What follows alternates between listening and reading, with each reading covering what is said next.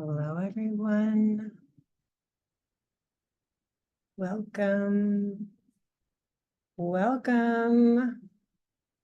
So excited to see you. Welcome, everyone here now. Welcome to those listening in the future. I'm so glad you're with me this evening.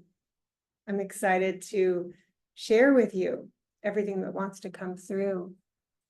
So I'm going to be keeping an eye on the door, but I also just want to dive in. You know, we only have an hour and there's a lot to say. So as I've invited you to do in various places, Instagram, in my newsletter, I'm really seeing this as a transmission space where I just want to let what wants to come through just pour out into the space, pour out your way, inviting you to feel free to keep your camera off, be as active or not active in the chat as you would like. I probably won't be looking at the chat very much.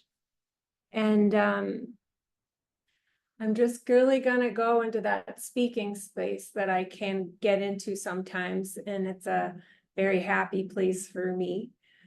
My feeling on this is that whatever comes through will be something that you might want to listen to again in the future. Allow it to land for you intuitively, just trusting that what you came for here today is going to roll your way and it will stick. I believe I promised 4 things. I promised to talk about what emergence astrology is. I promised to discuss some ways that it's similar or dissimilar, like how to distinguish emergence astrology from other astrologies. I said that I would speak about what emergence astrology does and really doesn't do. And also I would speak to how to know if you align with emergence astrology. Some of y'all here may be practicing astrologers, professional astrologers.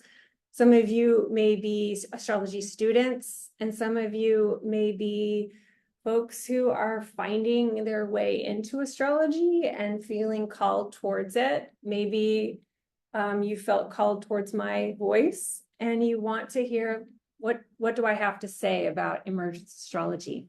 So many of y'all I have known a long time, and many of you I have never met yet. So welcome to this space. Sit back and relax and receive.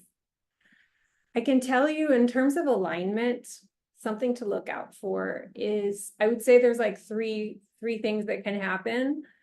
You can resonate with the things that I bring here today, in the sense that you may feel things happening in your body.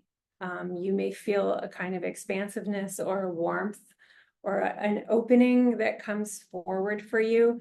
This is the information of your resonance. So if you're resonating, I would say, yes, you align. You probably already align with emergence astrology if you're here, because that's why you're here. Some things you may feel a dissonance to. So a dissonance would be like a contraction or a sense of resistance or a kind of pushback against something. And this is okay. This is really powerful information for you.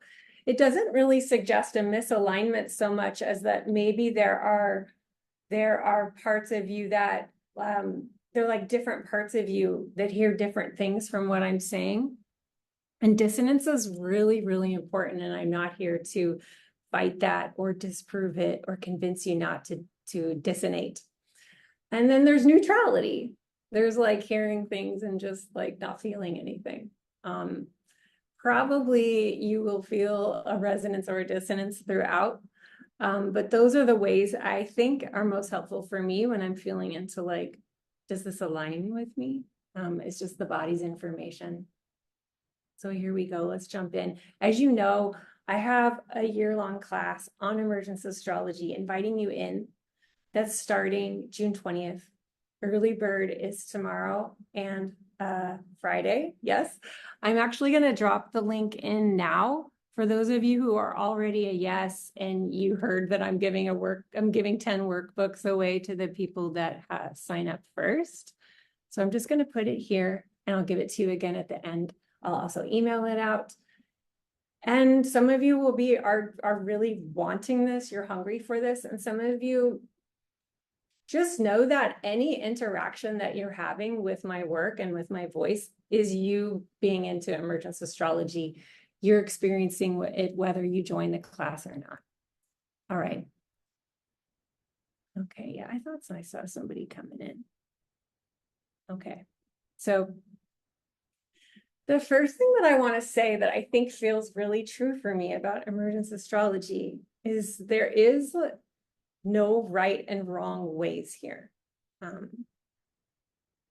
Even this morning, I was like noticing in my body that I was really nervous about today. I was worried about not getting it right. Worried that I wasn't going to define it right, describe it right, explain it right. And it was this cute human moment of me wanting to steward, to do a good job, and remembering that that's not even what this is here. It's not about right or wrong in emergence astrology. I was feeling into it, and what it feels like to me, emergence astrology is like putting your hands up to something that you can't really see, like an animal, like something that you can only use your other senses to try to talk about. And your hands can only touch like a small part of the thing at one time. And so emergence astrology to me has a lot to do with becoming available to be in contact with something that's difficult to actually even language, but you can feel it. And that's your evidence, is what you feel, like what emerges through the feeling senses. So there is no real right or wrong there. And in emergence astrology, I feel like it's not so much that I feel like you're like learning things or I'm like teaching you things, as much as it is about how to open the senses to see in the dark, to feel in the dark, to hear in the dark, to be open to mystery. And I think that that's really one of the central things that has emerged about emergence astrology, is that it's about that which emerges from the other side of something else, whether you're putting your hand up to the cosmic, or you're putting your hand up to some part of yourself that is like sort of hiding from you, and it's like coming forward for you. So we'll talk more about that in a minute, but straight away I wanted to name that, is it's like we're talking about mystery that you can only know a little bit at once, and it's only coming through, and it's coming through the feeling senses. So what I see a lot in astrology, and I've found when I've taught astrology before, especially like the first quarter, the first 6 months, when I held like regular classes to process, really just feeling students holding this sense of like, can I really do this? Or like, I don't know that I can do this, or I can't do this, or maybe this isn't for me, or maybe this is what other people can do and I can't do this. And it would always feel like it would take 6-9 months with first year astrology students for a lot of that sense to pass, as our bodies get used to like, there is no this here. In emergence astrology, because this that we're so afraid that we can't do is like a set of rules, or like a kind of structure that we are afraid that we're not going to be able to get. We're not going to, because we're reminded of the ways that we've learned in school, where we're like trying to get our heads around a discipline. And so I feel like with emergence astrology, a lot of what happens in the space is unlearning, is like softening the body to realize like we don't have to come at it with the same stress around mentally wrapping our heads around things. And it's much more about relaxing to let it come to us and to receive it. This isn't to say that the this of emergence astrology like has no structure and it's just like all everywhere. Like, where's the structure? Like, what's holding us? You know, there's a lot that's holding us, and there's a lot of structure. And I'll talk more about that in a little minute. But to me, the structure of astrology that I speak to has a lot to do with its design. Like the design of it is the structure. And like the zodiac to me, I know many share this feeling, is this kind of closest thing to perfect design that there is to me. And also it is a design that I feel is meant to be felt and breathed and lived through the body, as opposed to tried to memorize. So I was feeling today that it's kind of like holding an apple and trying and like understanding like this is an apple, and holding a lemon and like smelling a lemon, like this is a lemon. And this is how to learn the structure of astrology, is through the multi-senses, through like a haptic approach that is spatial and is full body and intuitive. So to me, emergence astrology, because it's inviting things to come up that have been hidden or have yet to be revealed, the way that we experience that is through the feeling senses. So invitations into emergence astrology, as you may have discovered if you've been engaging with it, are often going to then invite you into feeling more, like learning how to feel more. So a lot of those who are interested in my work, it feels like, are also very interested in somatic experiences, like healing your relationship to the underground of yourself, like your body and what's stored in your body and your body's memories, and learning different other kinds of modalities to support your body in softening and unfurling, which is like, it's a form of emergence as well. It's a form of emergence to feel your body giving you more information through sensation. And I feel that emergence astrology is one that highly values sensation and the sensational experience, not only having sensational experiences, but validating sensational experiences, because we live in a culture that has for a very long time devalued and minimized the feeling experience, the emotions, sensations. And a lot of emergence astrology is like, nobody's gonna validate this except for you, because you're the one having the feeling. And so it's a really impactful approach to astrology that affects your entire life, because as you practice validating, I know this because I feel it. I know this because it's emerging for me and I've heard it. As you're validating that, you and living what you're validating, you are then cultivating profound self-trust that starts to show up like everywhere in your life, of just moving through the world as someone who validates what you feel. So, you know, I feel like one of the core things that has come forward in my teachings, and you've probably encountered this even if you were in a smaller container like Seeding the Year or Cave Space or even Living Astrology, the book, is validating what you see, hear, feel, and know. And you may know that I have a background in psychic development and intuitive healing. And so I found that before I found astrology. So when I came to astrology, I came to it through all my apertures, is how I see it. My apertures through which it comes in. And it comes in through these different parts of me that see, hear, feel, and know it. Of course, I have like as you may know, a very deep intellectual mental background. I love the mind. It's an amazing place to hang out.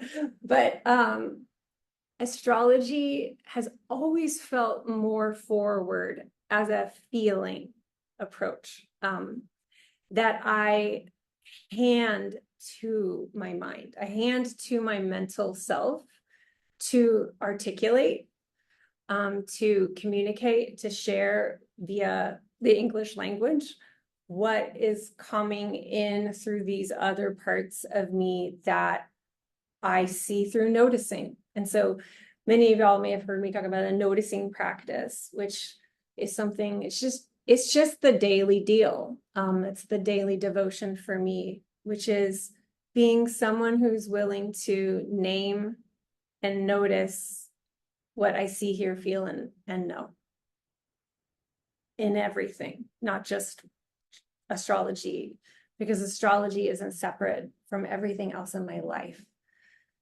So in teaching astrology, this approach came through me, which I call emergence astrology. I don't see it as myself. I see it like a mother. I was thinking about it today, that emergence astrology, being the shepherd to it, reminds me of parenting, in the sense of like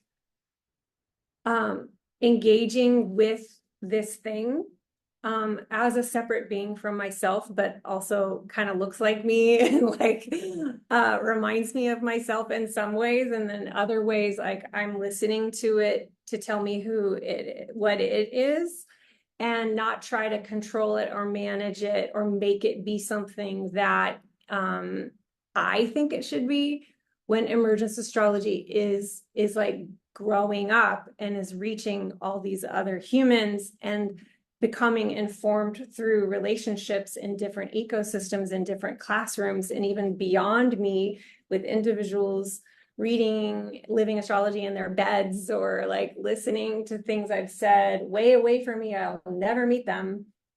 Emergence astrology is like not me. It's has this whole life, right? But it also came through me. And so it has a lot of my, like, the streaks of my own self inside of it. That's how I see it. So what I found from emergence astrology, like in other people, watching it in other human beings, is watching how through these practices of feeling, seeing, hearing, feeling, knowing, that we can associate with like the clairs and psychic development, that these attunements, we can call them, these attunement abilities become what is the navigator for what? For life, for living. Like, yes, it's navigating readings if you're in a session with a client and you're an astrologer, but it's navigating everything, because again, astrology is not separate from your life in my perspective.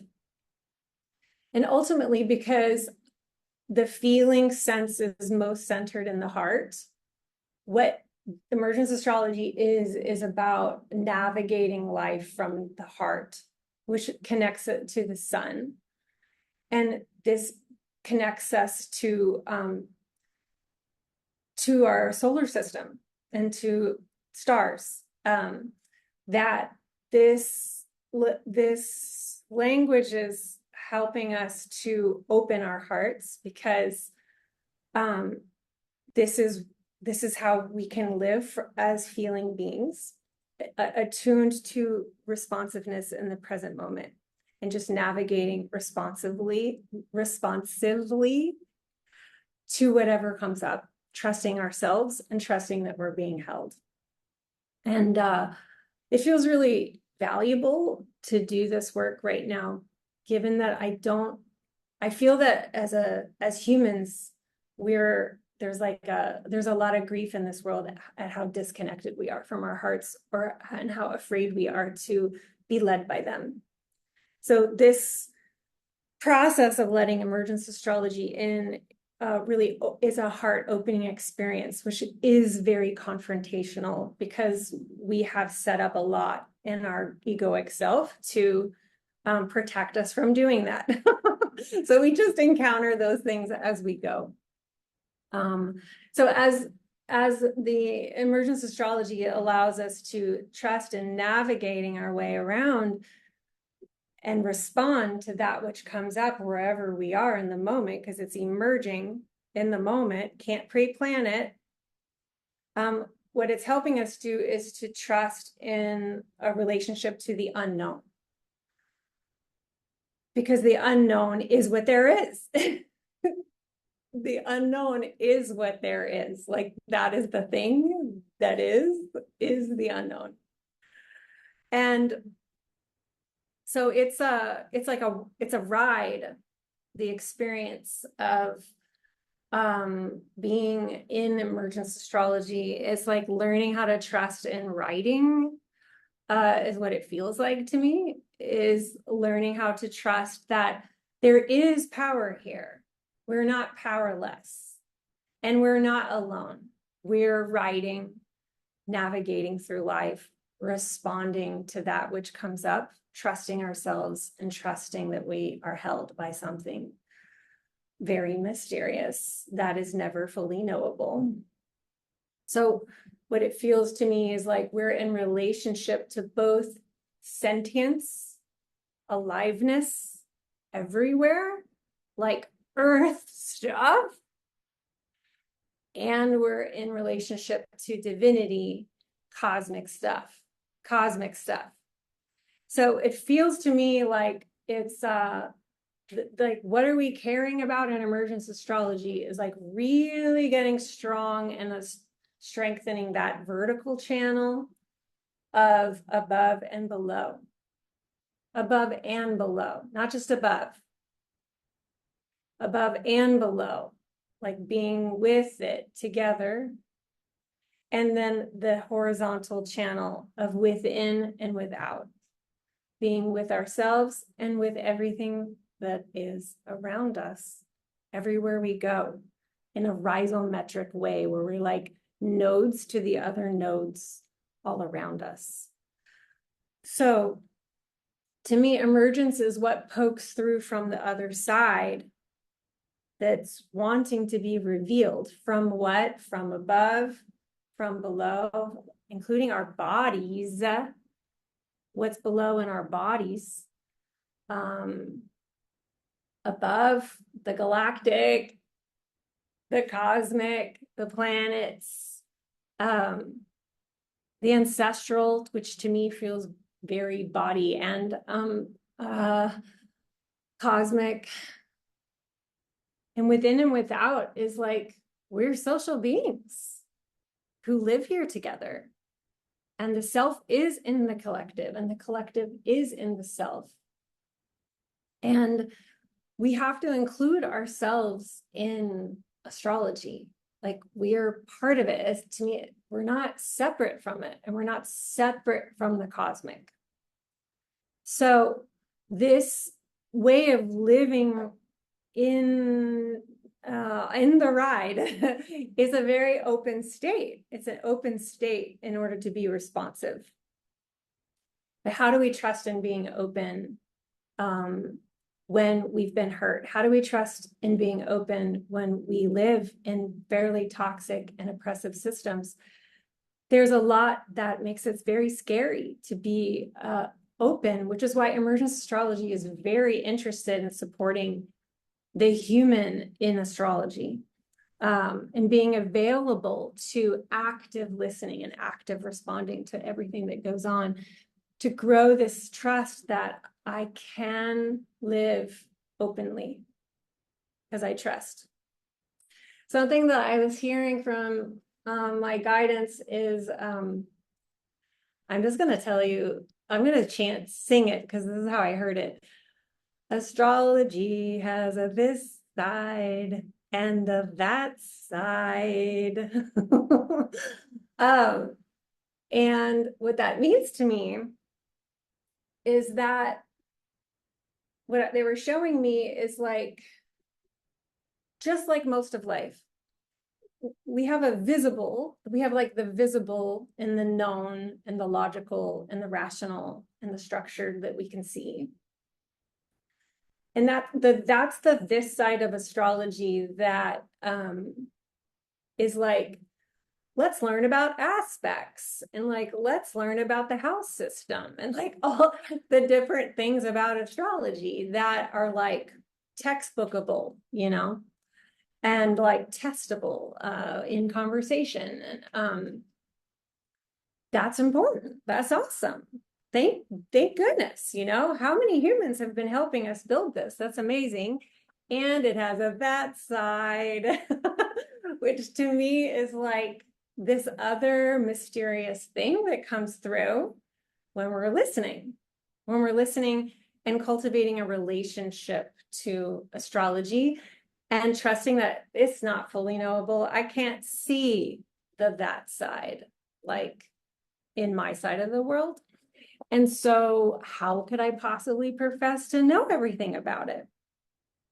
So what it feels like is like there are forces. This is my cosmology. It can be whatever you see: God, your higher self, your ancestors.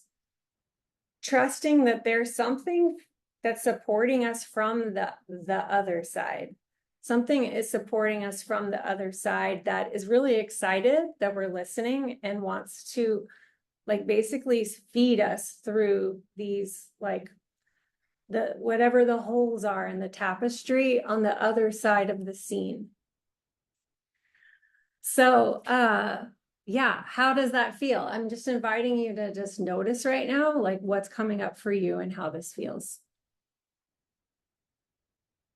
Astrology has a this side and a that side. And so one of the things that this means to me is that astrology is always going to be partial. Like we can't really, we can't see it all.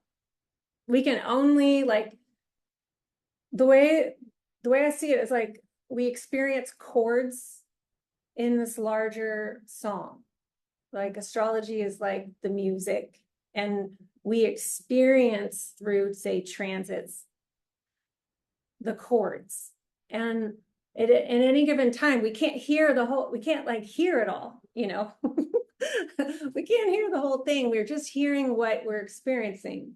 So by tuning in, like listening, we're able to receive that which is here this moment.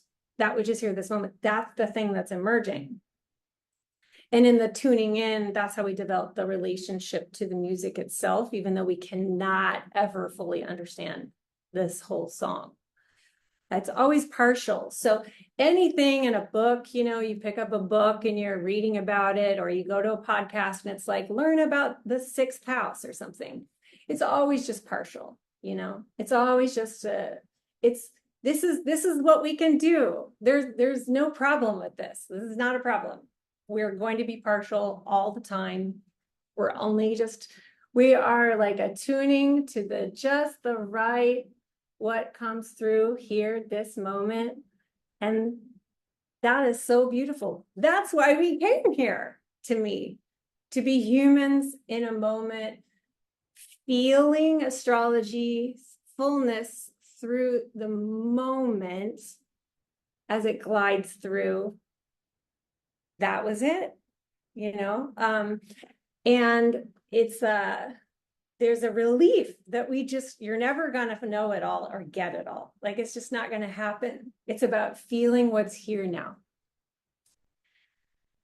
This also means that astrology is very subjective. This idea that like we shouldn't have a subjective relationship to astrology, and like that we should try to be objective about it and like just follow the texts, to me is really ridiculous. It's an extremely intuitive and interpretive art form, as many of y'all well know. And the subjective experience is what makes it magical. And so again, that brings us back to feeling and the sense of trusting and validating what you feel. Astrology is a subjective experience. It is. That's what it is. And so, you know, a lot of times we bring this old way of learning where we're like, I just want to hurry up and know it all. I just want to get it now. I just want to get to that point where I'm like good at this or something. But it's like, we can't really cut corners in the subjective experience because it's about developing your own relationship to the feelings, and that takes time. So if any astrology class that's short, that's amazing because you're going to get to go in and taste it and experience it. But there's no way, like, this is a life's devotion. This is a life's devotion to learning how to listen and to be attuned and to just keep experiencing it, keep experience it happening to you and with you and around you and through you. And the more you do it, the more you trust your subjective experience of it. I mean, this is the privilege, is that it takes time. Like, what other thing would one want to do with one's time? Like, for me, it is like the joy of like, I'm going to do this the rest of my life. Wow. It's the coolest. So like the depths of our listening abilities come from the dedication to the long term of it. It's like a long-term relationship. And also because of the partiality and like because it's only here now, right now, it's always contingent, this relation to astrology, in the sense that you're never locked in with astrology. There are millions of subtle, nuanced things that are at play, bringing you every experience of your life. To me, fate is like, it's a living thing, fate. It's not determined. Like, we are collaborating with this thing. It's a relationship. So how you show up to your relationship, to your chart, is like dancing with your fate, is what it feels like to me. And you're only going to be able to be fed a slow drip, like you're in the slow drip with your chart. It's just going to give you a little bit at a time, just for today, just for this moment. There's no way to get it. It's just, what is it saying to you today? That's what's emerging, is what it's saying to you today. So it wants that slow experience of time. But because we cute humans often bring like our old ways of thinking and our conditioned ways of learning to the chart can become a very fraught zone of tension and frustration, which is why in Emergence Astrology, I embrace both chart and not chart ways of relating to astrology, because like, it's not meant to be frustrating, and you can have the deepest relationship with astrology and not even worry about your chart. I really feel that way. Once your relationships to astrology, to the planets, to the zodiac are like really deep from that slow subjective feeling experience, then the chart feels very different than if you start with the chart and then try to build a relationship. Of course, you can still do it that way, but I feel that both and is the most potent approach. So we cute humans, the thing is, like, we bring to astrology the gifts and the limitations of the way that we think, the human thinking. So it's like remembering that, like, we always go to things we are scanning for relevance constantly. This is relevant or not relevant. And we're just not seeing all kinds of details in this world if they don't seem relevant to us. So it's like we will see in the chart what we're going to go look for because it's relevant to us today, and then just not see the other things. We do this. if we're having an experience in life and like we're seeing the through our whole life through the lens of whatever we're going through, that's what we're going to see in the chart. And having awareness of that, I think, is really important at any given time, that's part of what we're bringing to it, is like what is relevant to us right now. So if you're trying to work on your career, that's probably the thing that you're looking for in astrology. But there's all this other stuff too, right? So we do this. We think in terms of what has been socially constructed. Like we just, this is just how we're wired. And so to have a more expansive astrology is like kind of weird for our brain, because our brain is conditioned to see things according to the social constructions about those things. And so emergence astrology, part of why I wanted to create the Hermitage is to create a little bit of an earmuffs, an earmuff situation to help you go be with it without so much social interaction around it, especially like a teacher validating voice around it, so that you can kind of remove some of the social things that like shift how you pay attention. We also think according to extensions of technology. So the fact that we have the software and the fact that we have Instagram and the fact of all of these extensions of ourselves affects how we think about astrology. And probably the biggest thing that we bring to astrology that I really want to just always be talking about so we can keep an eye on it, as humans living in 2024, we have been conditioned to see the world as relevant based on what something gives us. So seeing everything as a tool to help us get what we want. This is sort of like the Western colonial ontological way of seeing the world, is like, how do I get what I want out of that tool, right? So to me, one of the things I think a lot about with astrology is how we bring to charts, as an example, what we expect it to give us as a tool, right? So we're wanting the chart to tell us how to unlock our potential. We want to go to the chart to tell us like when this will happen or that happen. It's like, chart, tell me this. And this is cute, you know, this is what humans do. We were raised to see anything as something that it's a tool or it's not a tool. It's valuable if it's a tool. It's like we're so ingrained in this, it's hard to imagine thinking any other way. But it's something to really feel into when you want to have a relationship to astrology, when you want to have a relationship with it, is to sit back and feel into like, oh, right, there is always more. There is more to this chart than it being a tool to help get me something or give me something or do something for me. What could it be then? Not that there are answers as much as like what happens from sitting back and just letting the relationship develop, opening the space for that not having to necessarily be the number one priority. And I think that, you know, it can be kind of scary when we're like, oh my God, that is how humans are. Like, what do we do?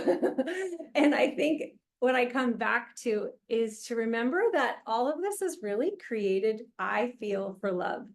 And this is really about love and coming back to the heart and having consciousness around how we bring these human things to everything, and how we can also step back and notice how we're doing that.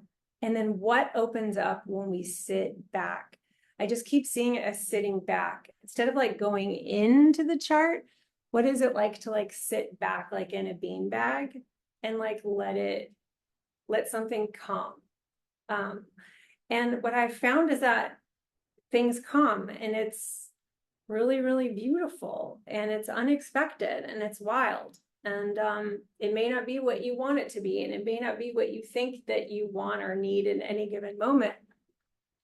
But this is what I'm dreaming to support other humans in bringing to their relationship to astrology, is a less extractive relationship, and one that's more based on love and respect and trust that we don't know everything. We can't know everything.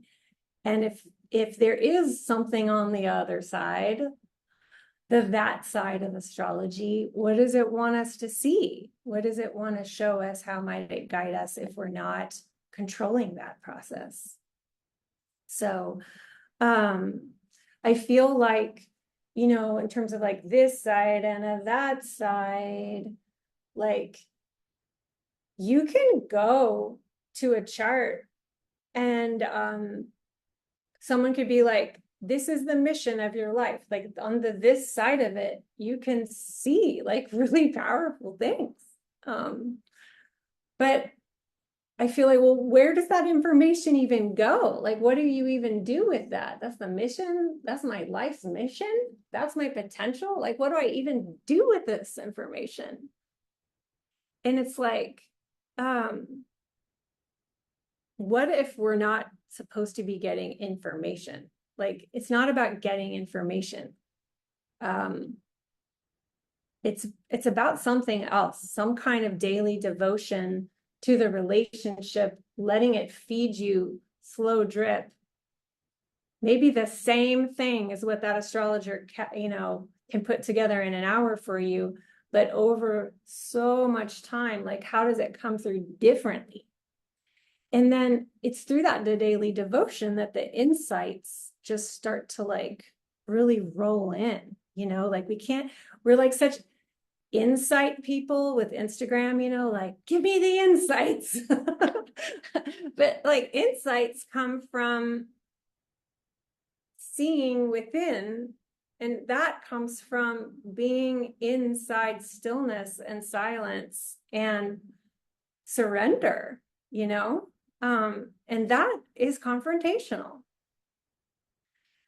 I want to say that, self-confrontation is not the same thing as shame. Self-confrontation is not super comfortable, but it's not shame. Shame may be revealed, which is why shame has become so important in my work, is because when we get very still and things emerge, what so much of us are holding is shame. So what do we do with this, and how can astrology hold us? And this is really getting to what I feel astrology wants to do is like hold us, really hold us through this poignant, often very hard human experience.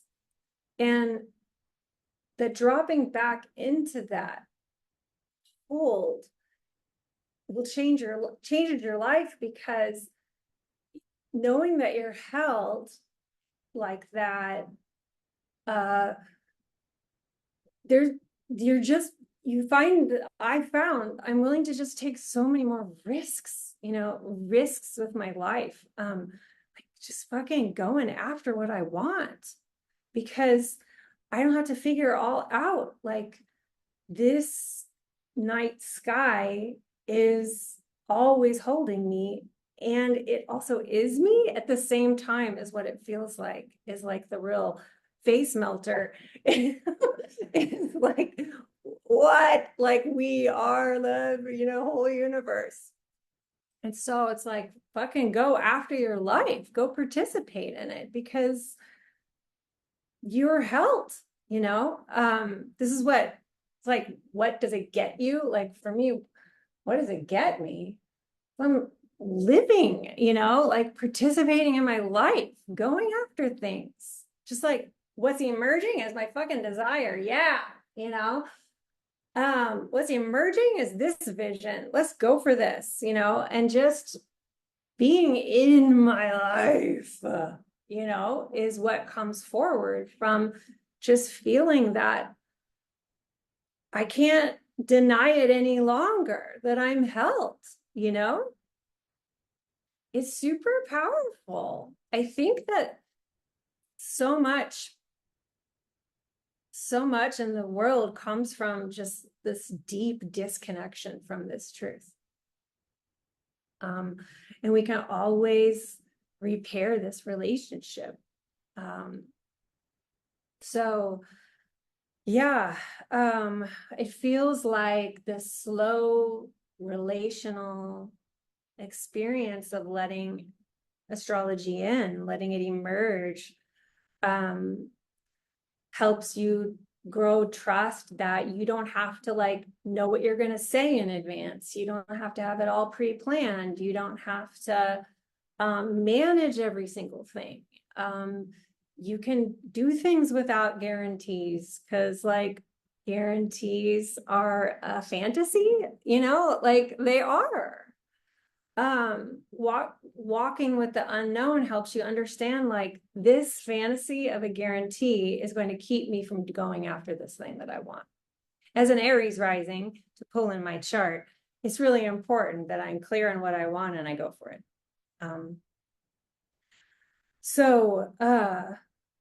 This trust helps us understand that we don't have to control the timing.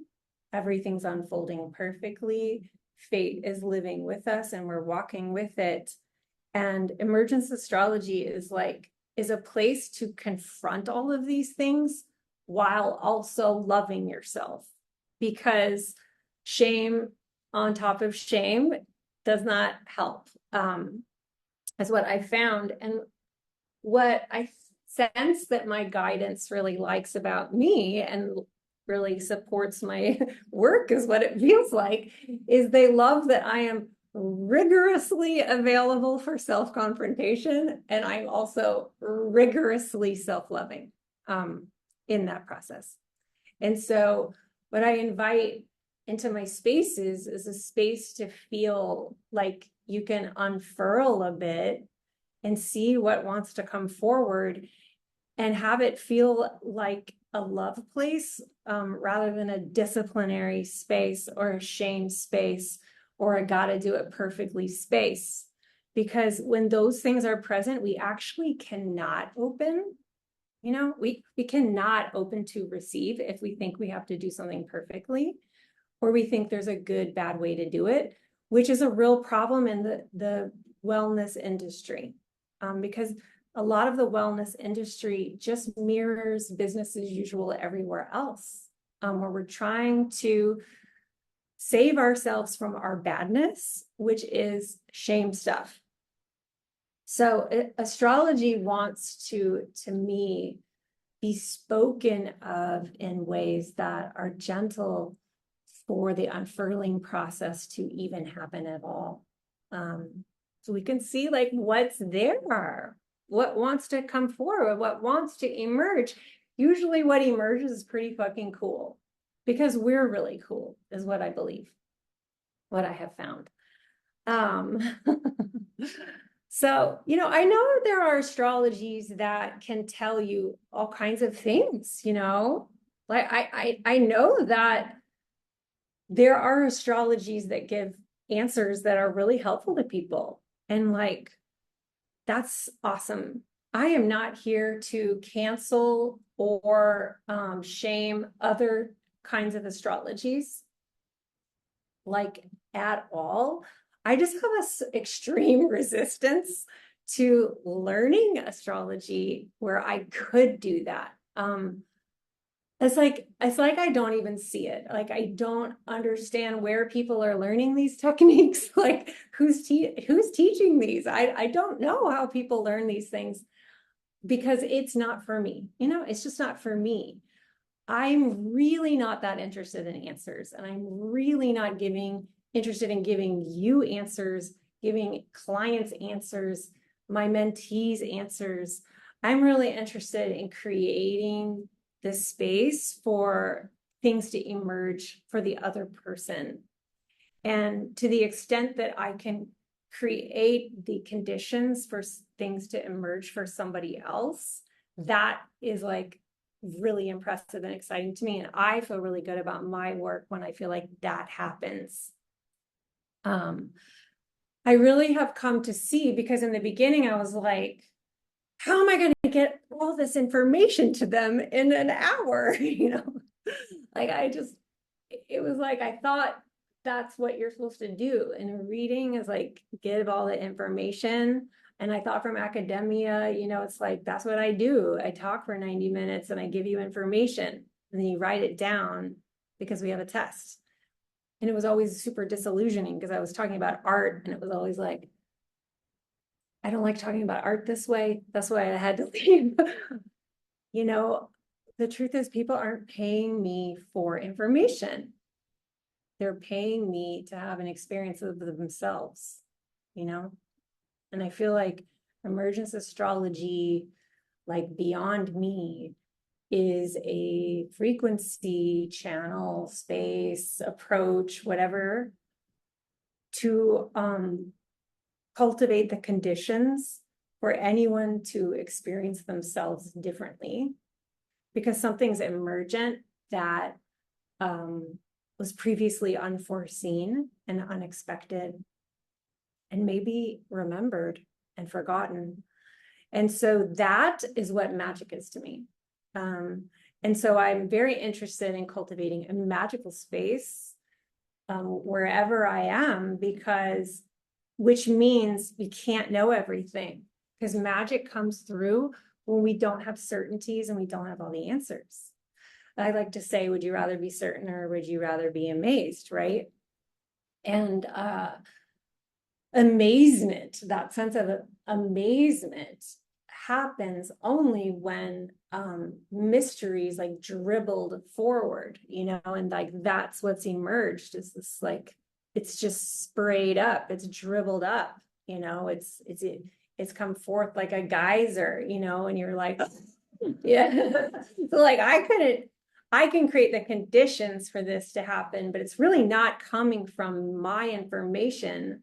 It's coming through you. And that's, to me, like super hot and exciting. So if I was to leave you with anything here, I'd say that, I'm here to like call in astrologies that are strange, like really uncanny and weird. We do not understand this fully. So I love people doing astrology and it just comes off like weird, because that person's like listening to something that's coming through from the other side. They're listening to something coming through from the other side. They didn't hear that from their teacher. It's like, where'd that come from? What a cool thing to say. That's, I think, really interesting in astrologies, is when we just let it be uncanny and odd, and there's like a door there, there's like a crack where it's not all perfect, and we're like, what's going on with that crack? It's like, and it's through that crack that we fill in the blanks and we become part of whatever that construction is that the person is describing in a weird way. And that feels then miraculous to me. And I do think astrology wants to be miraculous, not over explained, So yeah, it feels like, wait, why are we trying to make sense of this?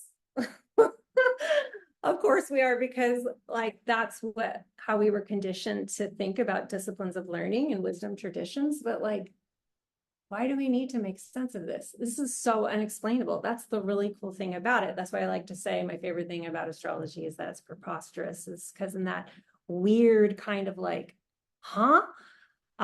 like a door opens to something that I just couldn't have foreseen. And I love that.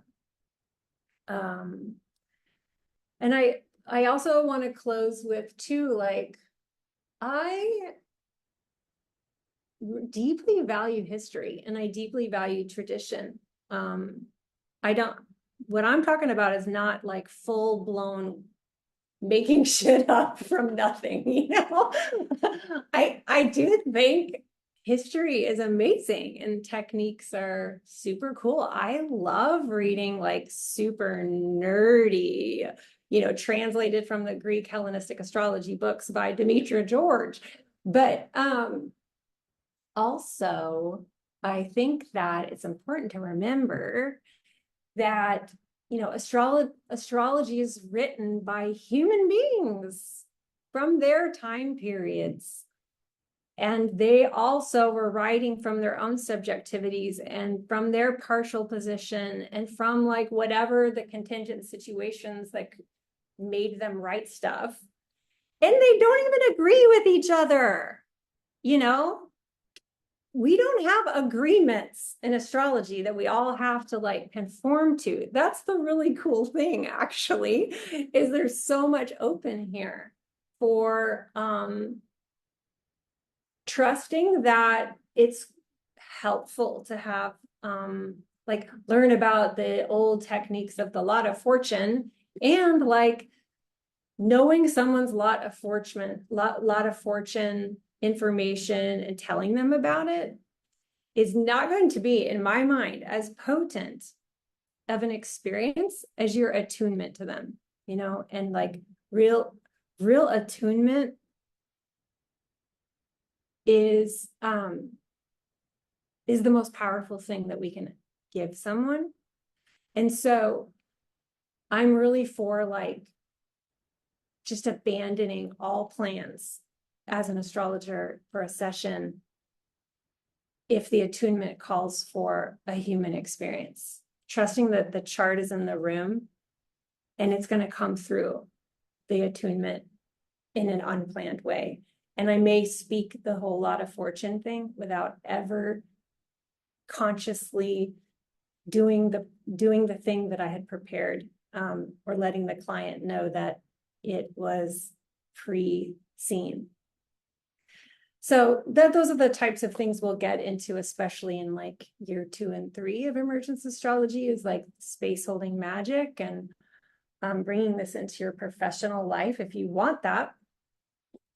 But year 1 is really about coming into the deep relationship above and below, within and without, which is especially with yourself and with what, it's almost like I see it like astrology is like trying to pull things up from you to let those things emerge. And those things might be like, what the fuck? I didn't know I had chicken feet, which is what I talked about in my podcast.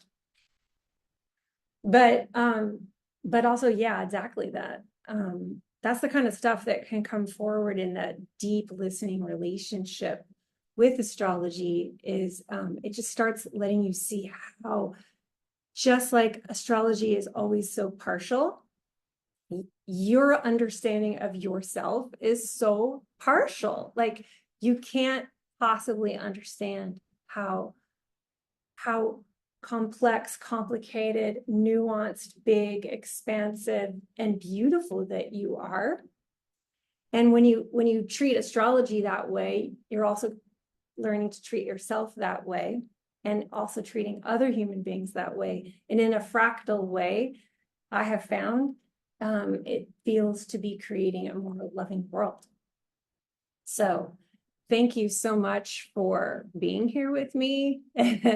I'm going to drop that link in here one more time in case anyone is planning to go.